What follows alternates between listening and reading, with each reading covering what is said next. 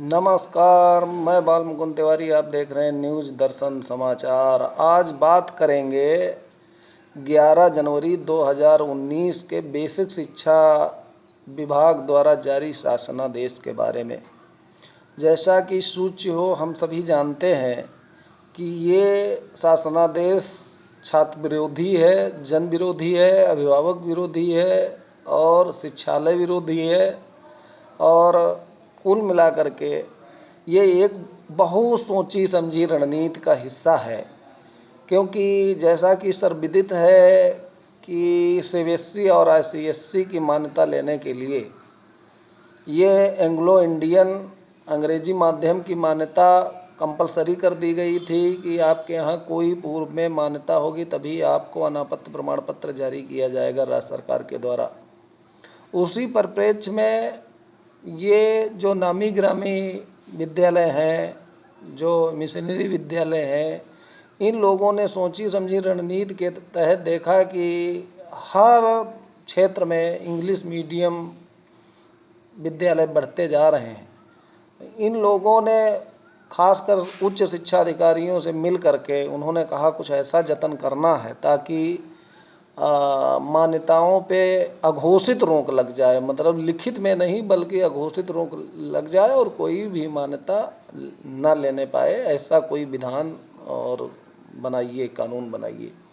तो उसी में हमारे निदेशक साहब बेसिक सर्वेंद्र विक्रम बहादुर सिंह जी ने कई बार शासन को पत्र लिखा। फिर उन्होंने ऐसा लाल फीताशाही मकड़जाल का एक कानून बनाते हुए 11 जनवरी 2019 को कानून बना दिया, जिसके कारण से उत्तर प्रदेश भर में आज एक भी मान्यता नहीं हुई है। एक तरफ जहां आरटीई लागू है, निःशुल्क बाल शिक्षा अधिकार अधिनियम के अंतर्गत आप गैर मान्यता प्राप्त विद्यालय संचालन नहीं कर सकते हैं, वहीं पे लाखों रुपए खर्च करके भूमि भवन निर्माण करा करके बिल्डिंग का हमारे जो शिक्षित बेरोजगार लोग हैं, भाई हैं, वो अपना एक छोटा सा विद्यालय ही खोल करके और अपने क्षेत्रीय बच्चों को पठन पाठन कार्य करवा करके अपने जीविकापार्जन चलाते थे। तो उनके ऊपर रोजी रोटी का संकट डाल दिया गया और ये नैसर्गिक न्याय के हित में नहीं है। तो हमें समझना होगा कि ये 11 जनवरी में ऐसे कौन कौन से पॉइंट कर दिया जो विश्वविद्यालय की मान्यता यूनिवर्सिटी बनाने के लिए भी नहीं लगाए जाते हैं। डिग्री कॉलेज की मान्यता लेने में भी कुछ चीज़ें हैं जो नहीं करनी पड़ती हैं।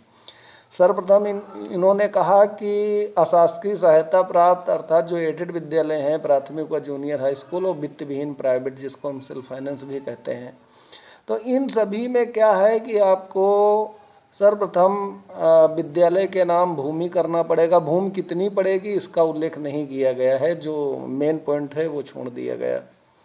दूसरी बात है, फिर उस राजस्व अधिनियम धारा 80 के अंतर्गत आपको विद्यालय के निमित्त संचालन के लिए 143 कराना पड़ेगा।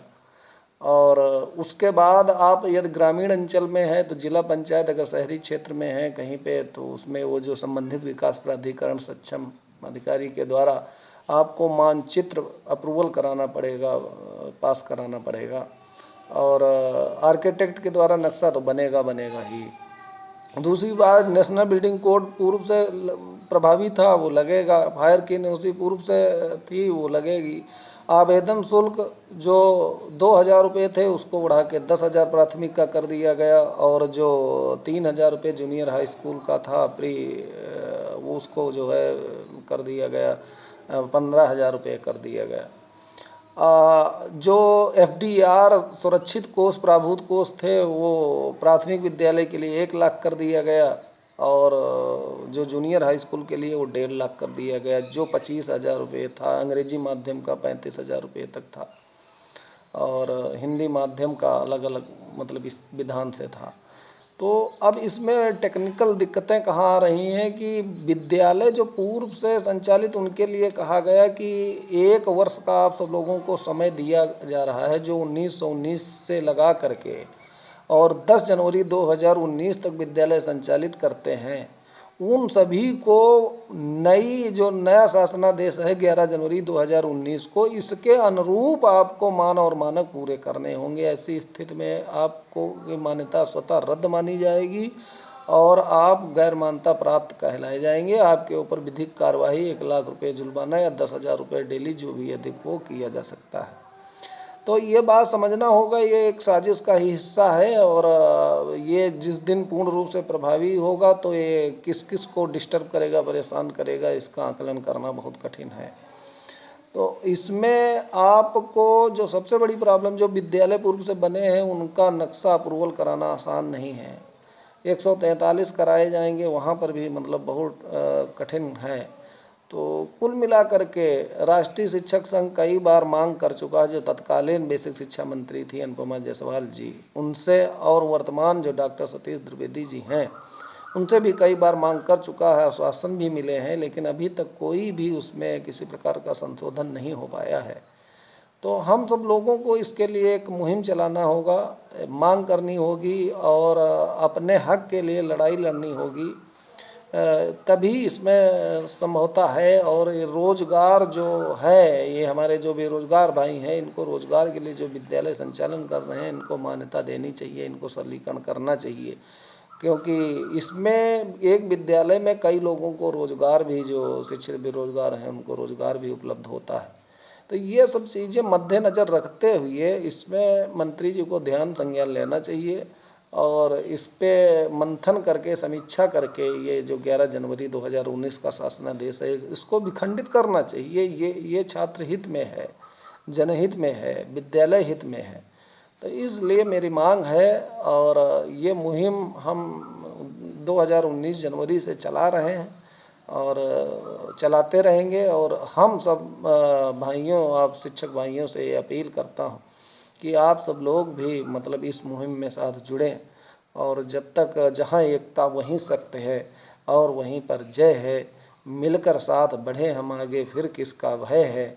यदि हम एक साथ संघर्ष नहीं करेंगे तो संभवतः बहुत कठिन है और हम सब लोगों को सफलता मिलना।